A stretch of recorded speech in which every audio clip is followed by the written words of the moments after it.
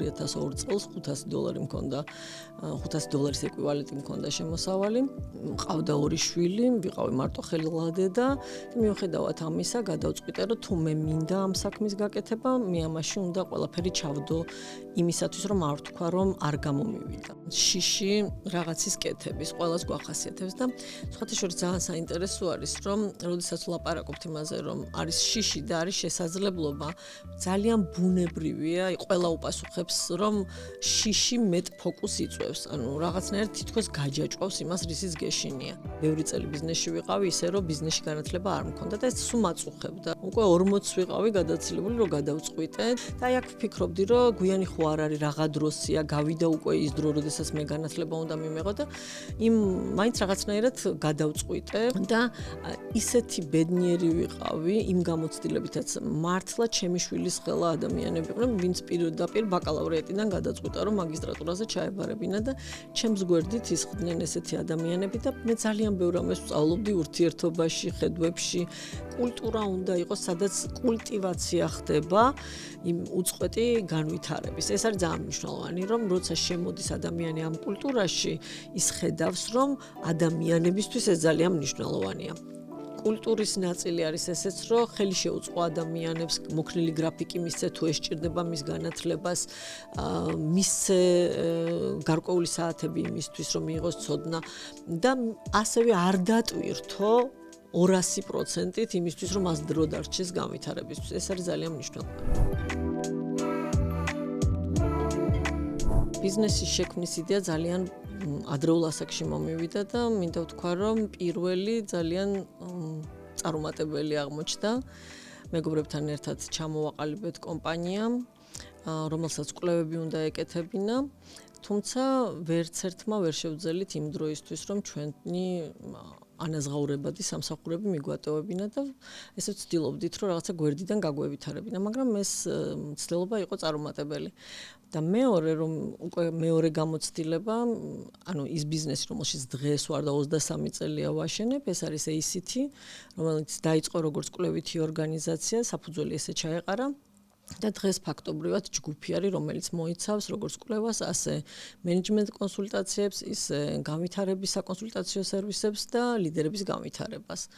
ამ კომპანიის შექმნა 2002 წელს გადავწყვიტეთ, ესეც მეგობრებმა, მაგრამ უკვე იმ გამოცდილებით, წინა გამოცდილების გაზიარებით, ჩვენ გადავწყვიტეთ, რომ თავი დაგვედო ამ საქმისთვის და მე იმ მომენტში მივატოვე ძალიან მაღალანაზღაურებადი სამსახური, ასე ითვლებოდა 2002 წელს $500 მქონდა, $500 ეკვივალენტი მქონდა შემოსავალი. მყავდა 2 შვილი, ვიყავი მარტო ხელილადე და მიუხედავად ამისა გადავწყვიტე, რომ თუ მე მინდა ამ საქმის გაკეთება, მე ამაში უნდა ყველაფერი ჩავდო იმისათვის, რომ არ ვთქვა, რომ არ გამომივიდა. როდესაც განვითარებაზე ვფიქრობ, ჩემთვის განვითარება არ არის მარტო კოგნიტური განვითარება. ჩემთვის განვითარება მოიცავს სხეულის განვითარებასაც, ფიზიკურ ვარჯიშს, ეს მოიცავს კოგნიტურ განვითარებას, ანუ ცოდნების მიღებას, ემოციურ განვითარებას, სულიერ განვითარებას და სოციალურ განვითარებას, რასაც ურთიერთობები ქვია. ამიტომ ჩემი დღე ყოველდღიური ვარჯიშით იწყება, ფიზიკური ვარჯიშით იწყება, შემდეგ მედიტაციით გრძელდება. და დღის განმავლობაში ზოგჯერ დილით თუ ძალიან ადრე მაქვს შეხვედრა, ამას ვერ ვასწრებ ნამდვილად, მაგრამ დღეში ერთი სტატიის საკითხვა მაინც ეს არის ჩემთვის ჩვეულებრივი რუტინა. და სოციალური მიმართულებას რაც შეეხება, მუდმივად კავშირში ვარ და მუდმივად ძალიან ვუფრთხილდები ჩემს ქსელს, ეს იქნება მეგობრები, პარტნიორები, იქნება კლიენტები, თუ უბრალოდ ის ადამიანები, რომლებთანაც ყოველდღიურად მიწევს თანაცხოვრება, ესეც ძალიან მნიშვნელოვანი ნაწილია ჩემი ცხოვრების. ჩემი შინაგანი мотиваცია ერთ დროს იყო მიღწევით განპირობებული, რომ მე მინდოდა რომ რაღაცა მიმეღწია, მაგრამ ეხლა ძალიან შეიცვალა, შეიძლება ეს ასაკის ბრალიც არის. მე ეხლა ვაკეთებ იმიტომ, რომ მინდა რომ ეს ვაკეთო და შემიძლია რომ ეს ვაკეთო. და მინდა გითხრათ, რომ რაც უფრო იზრდება ჩემი ზეგავლენის არეალი, ანუ თუ მანამდე ვთქვათ, 2 ადამიანთან ერთად მუშაობდი, ეხლა 100-ზე მეტ ადამიანთან თანამშრომლობ, ძალიან ბევრ ბიზნესს ვეხები, სხვადასხვა ქვეყანაში მუშაობ ვსწავლობდა ზეგავლენას ვახდენთ სხვადასხვა ქვეყნების ეკონომიკაზე და სოციალურ მდგომარეობაზე, ანუ რაც მეტი შესაძლებლობა, მით უფრო დიდი მიზნები ჩნდება და მით უფრო დიდი სურვილი ჩნდება, რომ კიდევ უფრო გაზარდო ეს ასიკეთო ზეგავლენა, რისი მოტანა ჩვენ შეგიძლია. ამიტომ ეს არის ჩემი შინაგანი мотиваცია და მეორე, რაც ყოველთვის იყო ჩემში, ეს არის ცნობის მოყვარეობა. ცნობის მოყვარეობა, რაღაცა ვისწავლო, რაღაცა აღმოვაჩინო და რაღაცა ახლებურად გავაკეთო. ანუ პირველი ჩემი განათლება არის ფსიქოლოგია და მე ბევრი წელი ბიზნესში ვიყავი, ისე რომ ბიზნესში განათლება არ მქონდა და ეს სულ მაწუხებდა, რომ ბიზნესში მე არ მაქვს განათლება, ამას ვაკეთებ, კონსულტაციას ვუწევ სხვებს, როგორ მართონ თავის ბიზნესი და ამ დროს მე არ მაქვს ბიზნესში განათლება და უკვე 40 ვიყავი გადაცილებული, რომ გადავწყვიტე და თან რაღაც საბჭოთა განათლება, ახლა ფსიქოლოგის თესეო მაქვს დამთავრებული პირველი ესეც მქონდა რაღაც შინაგანად ჩემს თვით თავდაჯერებულობას ძალიან აზიანებდა. არავის არ მოუთხოვია ჩემთვის ჩემი სამუშაო გამოცდილება, ჩემი საქმიანობით მე თითქოს ვასაბუთებდი იმას, რომ კომპეტენცია მქონდა, მაგრამ რაც ყველაზე მნიშვნელოვანი იყო, მე შინაგანი თავდაჯერებულობა ამ მიმართულებით მაკლდა. და აი აქ ვფიქრობდი, რომ გვიანი ხო არ არის რაღა დროსია, გავიდა უკვე ის დრო, როდესაც მე განათლება უნდა მიმეღო და მაინც რაღაცნაირად გადავწყვიტე, თან უნდა ჩამებარებინა რაღაც ინგლისურის ტესტი, რომელშიც მაშინ ვფიქრობდი, რომ აი ესეც ახლა ტესტი უნდა ჩავაბარო პატარა ბავშვებთან ერთად და თუ უცხოურ პროგრამაში გრენობლის მაგისტრატურა ბიზნესის ადმინისტრირების კურსი დავამთავრე და რო ვაბარებდი, მაშინ მახსოვს ვემზადებოდი ამერიკელ ლექტორთან, რომელიც ინგლისური ტესტისთვის მომზადებდა. და საინტერესო ის არის, რომ შემეძლო ტესტის გარშემო, იმიტომ რომ ინგლისურად მე მიწევდა რეალურად და მიწევს ყოველდღიური ურთიერთობა, ჩვენ ძალიან ბევრი საერთაშორისო პროექტი გვაქვს და საერთაშორისო კლიენტებთან, მაგრამ არ ვიცი რაღაც შიგნიდან პრინციპული გახდა, რომ მე მჭირდებოდა, რომ ეს ტესტი გამევლო და გამეკეთებინა, მოკლედ ჩამებარებინა. და იქ რაღაც ეს მახსოვს, რომ ესეთი უხერხული ის მქონდა, თითქოს ბოდიშს ვიხდიდი, რომ აი ამას ახლა კიდევ სწავლობ და ძალიან დამცინა ამ ლექტორმა. მე ვაგერ ვარო 75 წლისო და ეხლა მაგალითად ხატვას ვსწავლობ. ყოველდღე მოდის ჩემთან მასწავლებელიო და აი ესე როგორ გავუსვა ერთი ფუნჯი იმას, ამას ვსწავლობ.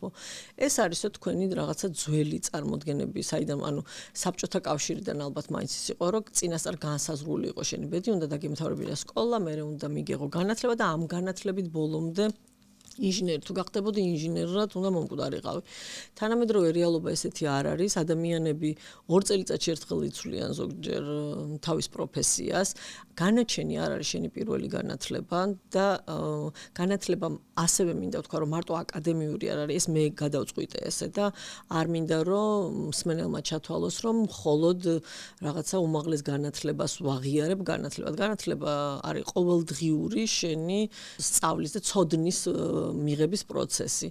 მაგრამ მე ესე გადავწყვიტე და ამ სიტყვმა ძალიან დამაფიქრა, იმიტომ რომ თქვა, რომ ჩვენს მენტალობაში და ჩემს მენტალობაში მქალმა მითხრა, უწყვეტია ეს პროცესი, რა ასაკშიც არ უნდა იყოს, 75 წლის ასაკში კიდევ რაღაცა ახალს სწავლობდა და ამან მომცა საოცარი შვება და ისეთი ბედნიერი ვიყავი იმ გამოცდილებითაც მართლა ჩემი შვილის ხელა ადამიანები იყვნენ, ვინც პირდაპირ ბაკალავრიატიდან გადაწყვიტა, რომ მაგისტრატურაზე ჩაებარებინა და ჩემს გვერდით ისხდნენ ესეთი ადამიანები და მე ძალიან ბევრ ამას ვსწავლობდი ურთიერთობაში, ხედვებში და მიუხედავად იმისა, რომ პროგრამის დასრულების მერე მქონდა განცდა, რომ აი რაც პრაქტიკაში ვიცოდი, ფაქტობრივად იმისი ვალიდაცია გაკეთდა და ზოგჯერ იყო, რომ ჩემ გამოცდილებას იქით უზიარებდი ზოგიერთ ლექტორს, იმიტომ რომ მართლაც ფასდაუდებელია გამოცდილება, რასაც არ ვაფასებთ ხოლმე ხშირად ადამიანები და ვფიქრობ მიუხედავად ამისა,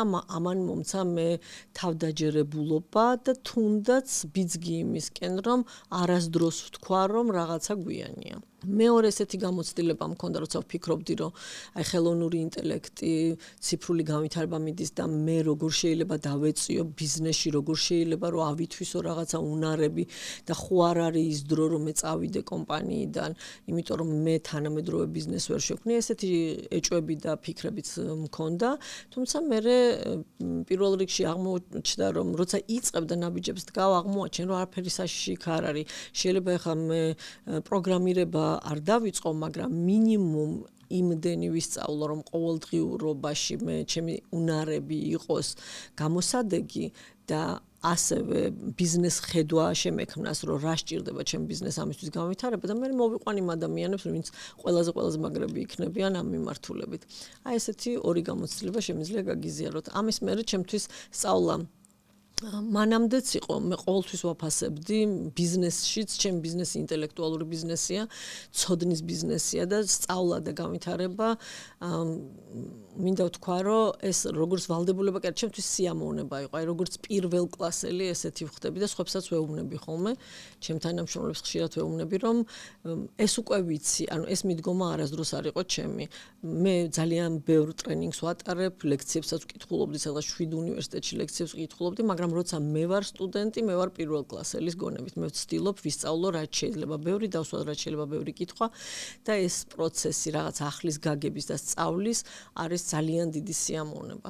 მაგრამ გარდა სიამოვნებისა, ეს არის შეგრძნება იმისა, რომ შენ შეგიძლია ეხლა შეგიძლია ხარ რელევანტური დღევანდელობის ყოჩაღად ხარ და რაც არ უნდა მოხდეს გარეთ, ქვეყანას რო დაიქცეს, შენ იშენებ ისეთ უნარებს, შენ ისეთ ცოდნას ზრდი შენში, რომელიც ყველა ვარიანტში გადარჩები, მოკლედ რო ვთქვა და ამიტომ ეს შიშები და უსაფრთხოების შეგრძნება, რომ რა მოხდება თუ ეს მოხდება, რა მოხდება თუ ჩემი კომპანია აღარ იქნება, რა მოხდება თუ ვთქვათ ზოგს არ აქვს თავის კომპანია და დასაქმებულია, რა მოხდება თუ სამსახურიდან გამიშვებენ, ყველაფერი შეიძლება მოხდეს, ამაზე მე 100%-ის კონტროლი არ მაქვს და არავის არ აქვს, გარეთ რა მოხდება, მაგრამ მე თუ მუდმივად განვითარდები და მე თუ ჩემი შიგნით ყოველთვის ავაშენებ, ჩემს უნარებს ავაშენებ, ჩემს სულიერ სიძლიერეზე ვიმუშავებ, ჩემს ფიზიკურ ჯანმრთელობაზე ვიმუშავებ, ჩემს კავშირებზე ვიმუშავებ, აი და ჩემს ცოდნაზე ვიმუშავებ და მუდმივად გავზრდი, გავაძლიერებ, რაც არ უნდა მოხდეს გარეთ, მე მექნება რწმენა იმისა, რომ მე ამას გავუმკლავდები. შიში რაღაცის კეთების, ყველას გვახასიათებს და სხვათა შორის ძალიან საინტერესო არის, რომ როდესაც ვლაპარაკობთ იმაზე, რომ არის შიში და არის შესაძლებლობა, ძალიან ბუნებრივია, ყველა უპასუხებს, რომ შიში მეტ ფოკუსს იწვევს, ანუ რაღაცნაირად თითქოს გაჯაჭვავს იმას, რისიც გეშინია. პირველი, თუ გინდათ, რომ ეს მოჯადოებული წრე გაარღვიოთ, ეს არის, რომ არ ფოკუსირდეთ იმაზე, რისიც გეშინიათ. გადაიტანოთ თქვენი ფოკუსი იმაზე, რაც გინდათ, რისის შესაძლებლობაც გიზიდავთ. და ამისი მაგალითი მოუყვანე, რომ მაგალითად ფორმულაში რო ასწავლიან ტარებას, იქ ძალიან დიდი რისკი არის, რომ მაღალი სიჩქარით კედელს შეეჯახო და ერთ-ერთი ყვებოდა, რომ აი ესე კედლიდან აი ესე სახეს მაბრუნებინებდაო ჩემი ტრენერი, იმიტომ რომ როცა კედელს ვუყურებდი, შიშით რო არ შევეჯახო, თურმე საჭეს პირდაპირ კედლისკენ იღებ და თუ გინდა რომ კედელს არ შეეჯახო, კედელს კი არ უნდა უყურო, უნდა იყურო მეორე მხარეს, რომ შეძლო ეს საჭე მოატრიალო. აი იგივეს ურჩევდი ყველას, ვისაც ეშინია, რომ რაღაცა ნაბიჯი გადადგას. ნუ გაიხედავთ იქითკენ, საიდანაც მოდის შიში. ნუ დაფოკუსირდებით შიშის წყაროზე. ფოკუსირდით შესაძლებლობებზე და შესაძლებლობების უსაფრთხო ათვისებაზე. მინდა რომ სწორად გამიგოთ, მე არ ვამბობ, რომ გადაეშვით თავით და გადახტით და უკან არ მოიხედოთ და სიფრთხილეზე უარი თქვით, მაგრამ თავიდანვე რომ აკეთებ დაშვებას, რომ ეს არ გამოგივა და ამიტომ რაღაცა აქეთ გჭირდება რომ მეორე აკეთო, ეს გართმევს ენერგიას. თავიდანვე შენ ცნობიერად თუ არა ცნობიერად უკვე მზად ხარ იმისთვის, რომ ეს არ გამოვიდეს და აქ უსაფრთხო ბალიშს ინახავ. მეორე მხრივ შენ თუ ძლიერი ხარ, ყოჩაღი ხარ, აი მეორე შემთხვევაში, როდესაც უკვე აი წარმატებული შემთხვევა, როცა ბიზნესი ნამდვილად შევძელით, რომ ფეხზე დაგვეყენებიდან წამოვედი სამსახურიდან, მაშინ ჩემი ლოგიკა ეს იყო, რომ მე ისეთი ცოდნა მაქვს, ეს რომ არ გამომივიდეს, მე გადავრჩები, მე ვიპოვი სამსახურს, ანუ სამსახურს ყოველთვის ვიპოვი. და ამიტომ სამსახურის შენარჩუნება და ამის პარალელურად ბიზნესის დაწყება უკვე აღარ იყო ოფცია. მთლიანად 100%-ით და მე მინდა ვთქვა, რომ ვისაც ბიზნესი აქვს და დაუწყია, ყველა მიცის, რომ 100 კი არა, შენი შეიძლება 120% სჭირდებოდეს. აქ აღარ შეიძლება რომ რაღაცა დატოვო უკან. მე ვფიქრობ, რომ ზუსტად ეს გაბედულება და ეს სიმამაცე, რომ ნაბიჯი გადამედგა და უსაფრთხოება იმითი, არა იმითი, რომ მე შემენარჩუნებინა რაღაცა გვერდზე სამსახურით, ჩემი ცოდნებით, უნარებით, საკუთარ თავში რწმენით გადავდგი ეს ნაბიჯი. ეს იყო ჩემთვის ძალიან დიდი გამოცდილება. მე ნამდვილად გავიარე ურთულესი პერიოდი, როდესაც მარტო ვზრდიდი ორ შვილს და თან ბიზნესს ვაშენებდი. რაც ურთულესი იყო და თუ რამეს ვნანობ იმ დროიდან არ ვნანობ იმას რაც გავაკეთე და ვერც იმას ვერ ვიტყვი რომ ეს შვილებისთვის გავაკეთე რომ უკეთეს ცხოვრება მიმეცა თუმცა ნამდვილად შევძელი ანუ სად ვიყავი მანამდე იმ წერტილში და რა შევძელი ჩემი შვილებისთვის ან ჩემი კეთილდღეობისთვის ნამდვილად ძალიან დიდი სხვაობა არის თუ მატერიალურ კუთხეს შევხედავთ მაგრამ ეს არ იყო ჩემი мотиваცია, ეს იყო თვითრეალიზაციის სურვილიც და მე ვფიქრობ, რომ ქალებს არ უნდა რწყვენოდეთ იმისი, რომ მათ უნდა თვითრეალიზაცია და თვითრეალიზაცია მარტო დედობაში არ გამოიხატება მათთვის. ვიღაცისთვის შეიძლება ასეა. ეს მათი არჩევანია, მაგრამ გამართლება იმისა, რომ მე ამას იმიტომ ვაკეთებ, რომ შენ უკეთესად იცხოვრო, არ არის საჭირო. შენ თუ გაქვს სურვილი და გაქვს ხედვა, რომ რაღაც მნიშვნელოვანი ღირებული გინდა შექმნა და ხედავ შენი თვითრეალიზაციის გზას, ამას უნდა მიყვე. მაგრამ ჩემი სინანული ის არის, რომ ზედმეტად ფოკუსირებული ვიყავი ჩემს ბიზნესზე და იყო პერიოდები, როცა მე გამეპარა ფაქტობრივად ჩემი შვილების, მიუხედავად რომ მე ვზრდიდი, მარტო ვიყავი, ემოციური ჩართულობა, აი ტვინში, სახლში რომ მივდიოდი, მაინც მქონდა რაღაც კლიენტზე ფიქრები, ხელფას როგორ გადავიხდი, ამას როგორ გავაკეთებ და აი 100%-ით არ ვიყავი ჩემ შვილებთან. სადღაც წავიკითხო ერთხელ, რომ it's not about quantity, it's about quality of time. გვიან წავიკითხე, ანუ ქართულად ესე ჟღერს, რომ ეს არ არის დროის რაოდენობაზე, არამედ ხარისხზე და ნამდვილად აი 15-20 წუთი იმ საღამოდან რომ დამეთმო ნამდვილი ემოციური კავშირისთვის ჩემ შვილებთან ეს შეგრძნება და სინანული არ მექნებოდა საკმაოდ გვიან ვისწავლე ეს ერთადერთი რაც მაძლევს შინაგან სიმშვიდეს რომ ჩემი შვილები უკვე კარგად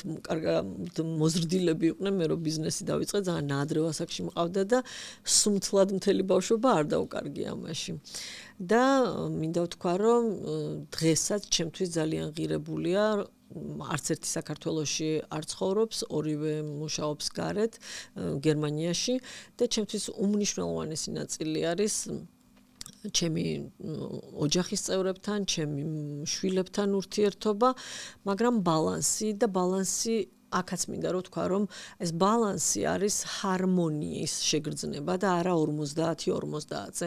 არის ცხოვრებაში მომენტები, როდესაც შენ ბიზნესს შეიძლება 100% დაუთმო და უთხრა რომ ცოტა ხანი მაცალეთ და შენი ოჯახის წევრებმა თანადგომა გამოგიცხადო, იმიტომ რომ შენ ეს გჭირდება, მაგრამ ეს არ უნდა ხდებოდეს წლები. ამაში მაქვს სინანული, რომ აი ეს სულ უპირატესი არ შეიძლება რომ იყოს საქმე, მიღწევა, გამარჯვება, გადარჩენაზე ორიენტაცია, მატერიალურ კეთილდღეობაზე ორიენტაცია იყო ნამდვილად ესეთი პერიოდი ჩემს ცხოვრებაში და აი ეს არის რომ აქ ბალანსი დამერყვა. ეხლა ვფიქრობ რომ ეს არის უბრალოდ მართლაც ჰარმონია, ზოგჯერ არის რომ 100% შენ შვილს სჭირდები, შენს მეუღლეს სჭირდები, მშობელს სჭირდები, მაგრამ არის დრო როცა საქმეს სჭირდები და თუ შენ ამასთან კარგად ხარ, თუ შენთვის ეს ჰარმონია, როგორც შინაგანი ჰარმონია, ისე გარეთ, იმიტომ რომ თუ ისინი უბედურები არიან და შენ კარგად ხარ, შენ მაინც ვერ იქნები, ხომ, კარგად. ამიტომ აი ეს ძალიან მნიშვნელოვანია, რომ იყო ჰარმონიაში შენ შიგნით, შენ თავთან, იყო ჰარმონიაში შენს გარემოცვასთან და ისე მოახერხო ბალანსი, რომელშიც და ეს ბალანსი რა პროცენტით იქნება განაწილებული, ამას მნიშვნელობა არ აქვს. თანამედროვე რეალობაში გარემო არის ძალიან ცვალებადი. ეხლა ამას ყველა ამბობს და ეხლა ახალი დეფინიციაც კი შემოვიდა, იძახიან, რომ ეს არის ბანი რეალობა. ეს ტერმინი არის, რომელიც აღნიშნავს, რომ რეალობაში ისეთი რეალობა დადგა, სადაც ყველაზე მტკიცე სისტემებიც კი შეიძლება წამში დაირღვეს, აი რაც გონია, რომ ამას არასდროს არაფერი არ შეიძლება ჩამოიშალოს, როცა სად არის სიმართლე და სად არის ტყუილი, ძალიან რთული გასარჩევია, ხო, აი deepfake მაგალითად, ან რა არის ჩვენს მედია სივრცეში ნამდვილი და არანამდვილი, ძალიან რთული გასარჩევია, სადაც ადამიანები მუდმივ გარეშე არიან და მომავლის შიში არიან.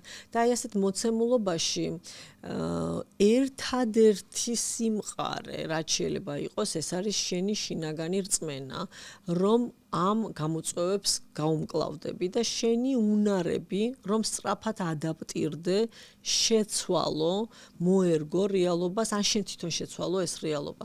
ეს არის უმნიშვნელოვანესი ყველა ორგანიზაციისთვის და შესაბამისად ამისი ერთადერთი ინსტრუმენტი არის განვითარება. და კიდევ ერთხელ ვიტყვი, როცა ვლაპარაკობ განვითარებაზე, ეს არ არის მხოლოდ კოგნიტური განვითარება. უმნიშვნელოვანესია ემოციური განვითარება, უმნიშვნელოვანესია სულიერი განვითარება, ფიზიკური, სოციალური განვითარება. და ამ კონტექსტში თანამშრომლების განვითარება ორგანიზაციას აი ამ მოქნილობას აძლევს, იმიტომ რომ ადამიანები ცვლილებებთან სწრაფად ადაპტირდებიან, შემოქმედებითობა იზრდება, იმიტომ რომ შიში ნაკლებია ასეთი ტიპის ორგანიზაციაში, ინდივიდების დონეზე რო შიში ნაკლებია, ორგანიზაციულად შიში ნაკლებია, კულტურაში შიში ნაკლებია. ადამიანების უმრავლესობა თუ თავდაჯერებულია თავის თავშით, რეშინია რომ რაღაცა მოუვა, რომ ხვალ უმუშევარი დარჩება, რა ეშველება ვაიმედე და რომ აქვს რწმენა, რომ ძალიან ღირებულია, რომ ის უნარები აქვს, რომელიც ძალიან სჭირდება დღეს ორგანიზაციას, ესეთი ადამიანები შიში აღარ ცხოვრობენ. მათი შემოქმედებითი უნარები, მათი შესაძლებლობები 1000-ად იშლება და შესაბამისად ორგანიზაციისთვის ეს ძალიან მნიშვნელოვანია. სწორედ ამიტომ მგონია, რომ ორგანიზაციამ უნდა მოტივაცია მისცეს ადამიანებს დაანახოს ამის მნიშვნელოვნება. თანამშრომლებს ხელი შეუწყოს განვითარებაში და როცა ვლაპარაკობ ხელი შეწყობაზე, ეს არ ნიშნავს მაინდამაინც ფინანსურ ინვესტიციას, იმიტომ რომ ძალიან ბევრ კომპანიას შეიძლება არ აქვს დღეს ის ფინანსური შესაძლებლობა, რომ ჩადოს თანამშრომლებში. თუმცა ვისაც ეს აქვს, ეს ნამდვილად არის ინვესტიცია და არ არის ხარჯი. მაგრამ აქაც ვიტყოდი, რომ ჩემი პრინციპი არის ნაწილობრივი დაფინანსება. ეს არის ძალიან მნიშვნელოვანი პრინციპი ჩემთვის, იმიტომ რომ მე ვფიქრობ, რომ ადამიანმა თავის განვითარებაში თავისი წილიც თუ არ შეიტანა, ის არ დააფასებს იმ გადახდილ ფულს, რომელსაც მის განვითარებაში იხდის ორგანიზაცია. ამიტომ 100%-ის დაფინანსებას მე პირადად არ ვემხრობი, თუმცა შეიძლება სხვისთვის ესე არ იყოს, მაგრამ შეიძლება სულ არ იყოს ფინანსური შესაძლებლობა, ეს შეიძლება იყოს შიდა მენტორობის სისტემა და ცოდნის გაზიარება, ეს შეიძლება იყოს მოტივაციის მიცემა და ადამიანებმა თვითონ ჩადონ თავის განათლებაში, თუ დაანახებ როგორ სჭირდება, რა უნარები სჭირდება, როდის იქნება ის ძალიან ძვირფასი შენი ორგანიზაციისთვის, რა სითხო მისგან, როგორც თანამშრომლისგან და რა სარგებელი შეიძლება მიიღოს მან მისი განვითარებიდან, მე ვფიქრობ, რომ ეს ადამიანები დღეს ყველანაირი შესაძლებლობა არსებობს, მინიმალური დანახარჯები, ძალიან დიდი ცოდნის მიღების, უამრავი უფასო კურსი ან დაბალფასიანი კურსია, ონლაინ კურსებია, არ გჭირდება ფიზიკურად სადღაც წასვლა და თვითონ თანამშრომელმა შეიძლება იფიქროს და რაც მთავარია, თვითონ კულტურა უნდა იყოს, სადაც კულტივაცია ხდება იმ უწყვეტი განვითარების. ეს არის ძალიან მნიშვნელოვანი, რომ როცა შემოდის ადამიანი ამ კულტურაში, ის ხედავს, რომ ადამიანებისთვის ეს ძალიან მნიშვნელოვანია. და ამას კიდევ ერთხელ ვიტყვი, ეს შეიძლება იყოს ფინანსური ინვესტიცია, ეს შეიძლება იყოს შიდა განვითარების სქემები, მენტორობა, ტრენინგები, შიდა რესურსი თუ ასე შემდეგ, ეს შეიძლება იყოს დროის მიცემა ადამიანებისთვის. მაგალითად, თუ შენ თანამშრომელს არ აძლევ უფლებას, რომ ისწავლოს, არ აძლევ შესაძლებლობას გამოცდისთვის მოემზადოს, შენ ეუბნები, რომ მე არ მაინტერესებს შენი სწავლა, ხო? ამიტომ აი კულტურის ნაწილი არის ესეც, რომ ხელი შეუწყო ადამიანებს, მოქნილი გრაფიკი მისცე, თუ ეს სჭირდება მის განათლებას, მისცე გარკვეული საათები იმისთვის, რომ მიიღოს ცოდნა და ასევე არ დატვირთო 200%-ით იმისთვის, რომ მას დრო დარჩეს განვითარებისთვის. ეს არის ძალიან მნიშვნელოვანი. ეს ყველაფერი, რა თქმა უნდა, კომპანიაზე აისახება ძალიან პოზიტიურად, იმიტომ რომ ორგანიზაცია იძენს მოქნილობას, ორგანიზაცია ხდება ინოვაციური, იმიტომ რომ სულ რაღაც ახალი და ცოდნის ადაპტაცია ხდება. ჩვენ გვაქვს ესეთი ინსტიტუტი, მოდი ესე ვთქვათ და ჩვენივე პროგრამები გვაქვს, რომელშიც უსასყიდლოდ ვთავაზობ ჩვენს თანამშრომლებს, რომ ამ პროგრამებში ჩაერთონ, რომელიც ღია პროგრამებია. შიდა განვითარების სქემები ზოგჯერ ვიცინი ხოლმე, რომ რაღაც ბერძნულ სკოლას ავითარებენ, ვიღაცა სულ რაღაცას ასწავლის. მენტორობის, ასე ვთქვათ, აი ახალი ადამიანის მოსვლა და ინტეგრაცია ბევრად მარტივი არის, იმიტომ რომ რაც ვთქვათ, ადრე ესეთი დამოკიდებულება არ ქონდა, მაგრამ ეხლა აი ჩვენთვის ადამიანი რომ მოდის, მას ყავს აუცილებლად ადამიანი, რომელიც ეხმარება ინტეგრაციაში და აძლევს მიმართულებას. და ეს არის აი ამისი რო ვიძახი რომ კულტივაცია უნდა მოხდეს, ეს არის ჩვენი ყოველდღიური ურთიერთობის კომუნიკაციის ნაწილი, რომ განვითარება მნიშვნელოვანია, რომ ახალი მნიშვნელოვანია და ძალიან ხშირად უთქვამთ, რომ აუ თქვენ ეს თიში სულ რაღაცა ახალს აკეთებთ, სულ რაღაცას ახალს იგონებთ, გარედან შეფასება ეს არის და ეს ვერ მოხდებოდა იმის გარეშე, რომ ადამიანები თვითონ არ სწავლობდნენ, არ ვითარდებოდნენ. ძალიან ბევრი მათგანი ასწავლის თვითონ და მასწავლებელია სხვადასხვა ჩვენ ამის თავისუფლებას ვაძლევთ ძალიან ბევრი სწავლის პროცესია თვითონ სტუდენტი არის ან მაგისტრატურის ან ბაკალავრიატის და ასე ეს ამის რესურს და შესაძლებლობას ხელშეწყობას ვაკეთებთ და რა ვიცი ყველანაირად ვცდილობთ რომ განვითარების შესაძლებლობა მივცეთ და სხვათა შორის თვითონ თანამშრომლებსაც ვთქვამთ რომ მიუხედავად იმისა რომ ძალიან ბევრი მათგანი არის 10 წელზე მეტი კომპანიაში რომ აქ ვერ ამოვწურეთ ჩვენი თავი იმიტომ რომ ყოველთვის რაღაცა ახალი ხდება ეს არის უკვე ჩემთვის შიგნიდან ვალიდაცია იმისა რომ ადამიანები აქ მართლაც რაღაცას სწავლობენ შეცდომა არის გამოცდილების თანმდევი ახალი გამოცდილების თანმდევი და თუ შეცდომ ჯერ მინდა გავიაზროთ რას ნიშნავს თუ არ ვაძლევთ შეცდომის უფლებას ანუ ის უნდა იყოს სრულყოფილი მან არ უნდა დაუშვას შეცდომა თავისთავად ეს უკვე ნიშნავს უდიდესი შიშის ჩანერგვას ადამიანში რომ არ სადოს არაფერი ახალი ეგ კი არა ძველის გაკეთებაშიც კი შეიძლება ისეთი შფოთვის დონე ჰქონდეს თანამშრომელს რომ უშეცდომო უნდა იყოს რომ იმასაც ვერ აკეთებდეს რასაც ბევრი წელი წარმატებით აკეთებდა სხვაგან შეიძლება ამიტომ შიში ძალიან დიდი მტერია განვითარების მე ასე მჯერა და შესაბამისად შეცდომის შიში ერთ-ერთი უდიდესი მტერი არის განვითარების თუ ვლაპარაკობთ იმაზე, ოღონდ შეცდომა არ უნდა იყოს, რა თქმა უნდა, შეცდომა იმისთვის უნდა იყოს, რომ ვისწავლოთ. თუ ჩვენ შეცდომას ვუშვებთ, მაგრამ არაუშავს და აქედან გაკვეთილი არ მოგვაქვს, ეგ ჩემთვის არ არის სწავლა და განვითარება. მაგრამ შეცდომა, რომელმაც რაღაცა გვასწავლა, გამოცდილება მოგვიტანა, ეს არის უდიდესი ფასდაუდებელი გამოცდილება, რომელიც, რა ვიცი, 1000 ჯერ შეიძლება შეგეშალოს 1000 სხვადასხვა გზა გნახო, მაგრამ მე ის ერთხელ ის ნატურა აანთო, ხო? როგორც ხდება ხოლმე. ამიტომ ვფიქრობ, რომ ეს არის ძალიან მნიშვნელოვანი, რომ ადამიანებს მივცეთ შეცდომის დაშვების უფლება და ვფიქრობ, ეს სწორად როგორ უნდა მოხდეს. პირველ რიგში ძალიან მნიშვნელოვანია ვის რა ტიპის პასუხისმგებლობებს ვაძლევთ. თუ მაგალითად დამწყებს მივცემთ ისეთ ამოცანას, რომელიც მისი ცოდნის და გამოცდილების შესაბამისი არ არის, ალბათობა იმისა, რომ ძალიან დიდი შეცდომა და შეიძლება სასიცოცხლოდ მნიშვნელოვანი შეცდომა დავშვას, რა თქმა უნდა, მაღალია. მაგრამ თუ სწორ ადამიანებს სწორ პასუხისმგებლობის ფარგლებში ვაძლევთ თავისუფლებას და მათ შორის შეცდომის დაშვების თავისუფლებას, პრინციპულად შეუძლებელია, რომ იმ ადამიანმა ისეთი შეცდომა დაუშვას, ისეთი სავალალო შეცდომა დაუშვას, რომელსაც ორგანიზაცია ვერ გამოასწორებს, იმიტომ რომ მისი პასუხისმგებლობის არეალში უშვებს ამას და შესაბამისად შეცდომის საზღვრებიც განსაზღვრულია. აი ზუსტად ლიდერებს ძალიან ხშირად ეშინიათ ხოლმე ამ თავისუფლების მიცემა ამ შიშიდან გამომდინარე რომ რაღაცა ისეთი არ მოხდეს რაც გამოუსწორებელი მოხდება და ამის გამო აბსოლუტურად კედავენ მეორე მხარეს როცა ადამიანებს ექსპერიმენტი თავისთავად არის ცდა რაღაცის გამოვა თუ არ გამოვა. ანუ აქ ექსპერიმენტში თვითონვე ჩადებული არის შეცდომა როგორც ასეთი, ალბათობა შეცდომის როგორც ასეთი. და თუ ჩვენ ამის უფლებას არ მივცემთ, უბრალოდ ექსპერიმენტულ გარემოს ვკლავთ და ექსპერიმენტულ გარემოს თუ ვკლავთ, სიახლეების გარემოს და ინოვაციების გარემოს ვკლავთ. ამიტომ ვფიქრობ, რომ ძალიან მნიშვნელოვანი არის შეცდომაზე აუცილებლად მენტორობა, კოუჩინგი რა ისწავლა, რეფლექსია ძალიან მნიშვნელოვანია. გავჩერდეთ, თქვათ შეცდომა დავუშვი, რა ვისწავლე მე ამითი, რა გამოცდილება მივიღე ამითი, რა შემიძლია რომ გავაკეთო ხვალ უკეთესად. მაგრამ თუ ახლა ლაპარაკი ეს ადამიანზე, რომელიც 100 შეცდომა ერთი და იგივე შეცდომა დაუშვა, ეს ნამდვილად მიუღებელია.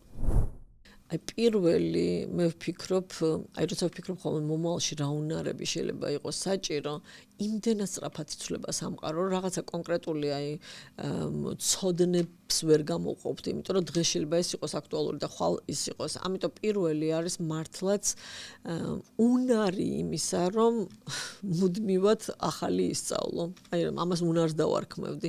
მართლაც მუდმივად ძიება ახალი საინტერესო განვითარების გზების, ეს არის ძალიან მნიშვნელოვანი. ძალიან მნიშვნელოვანი იქნება ყველასთვის შინაგანი სიმტკიცის შენარჩუნება. იმიტომ რომ აი ამ ცვალებად სამყაროში და აი ამ ყიფე სისტემებში ერთადერთი სტაბილური რაც შეიძლება იყოს, ეს არის შენი შინაგანი სიმტკიცე. და აი ამ შინაგანი სიმტკიცის აშენებას, ამ თავდაჯერებულობის აშენებას, ამ ემოციური სტაბილურობის აშენებას ზუსტადაც სჭირდება სხვადასხვა უნარების განვითარება. მოქნილობა და ადაპტაციის უნარი, შემოქმედებითობა, ეს ძალიან ბევრს ლაპარაკობენ ამაზე, მაგრამ ადამიანებს კიდევ ერთხელ ვიტყვი, რომ თუ ადამიანი არის შიში და შფოთვაში, მას არ აქვს შემოქმედებითი უნარი. ანუ აქვს, უბრალოდ ვერ იყენებს და ვერ ავლენ შემოქმედებით უნარს და შესაბამისად ძალიან მნიშვნელოვანი პირველი არის ჩემი აზრით, რომ შენ ეს სიმტკიცე და მდგრადობა შინაგანი შეინარჩუნო იმისთვის, რომ რეალიზაცია მოახდინო შენი შესაძლებლობების და პოტენციალის. აუცილებელი იქნება ტექნიკური უნარები და ტექნოლოგიებთან სიახლოვე. არ უნდა გვეშინოდეს, ახლა YouTube-ზე ძალიან ხშირად სხვა რაღაცას ვუსმენ ხოლმე და ეს სარეკლამო ჭრები, აი ყოველ დღე არის სარეკლამო ჭრა, მაგალითად რაღაც ისწავლე კურსები 40 წელს და 50 წელს გადაცილებული ადამიანებისთვის AI-ის მიმართულებით, მაგალითად პირდაპირ დამიზნებული არის ამასაკობრივი ჯგუფისთვის და ამითი ერთის მხრივ პირდაპირ ხას უსვავენ იმას, რომ შენ შეგიძლია ეს ისწავლო, შენ შეგიძლია და არა მარტო შეგიძლია, შენ გჭირდება რომ ეს ისწავლო, იმიტომ რომ ხვალ შენ ვეღარ შეიძლება არა მარტო მუშაობას, არამედ ვერ შეძლებ შენ შვილებთან და შვილიშვილებთან ურთიერთობას. აი სულ ყველაფერს თავი დაანობო და ბიზნესზე და საქმეზე არ ვილაპარაკოთ, იმიტომ რომ საერთო ენა არ გექნება. ამიტომ ძალიან მნიშვნელოვანია, რომ რელევანტურობა არ დაკარგო და არ თქვა, რომ ეს ჩემთვის ახლა გვიანი არის.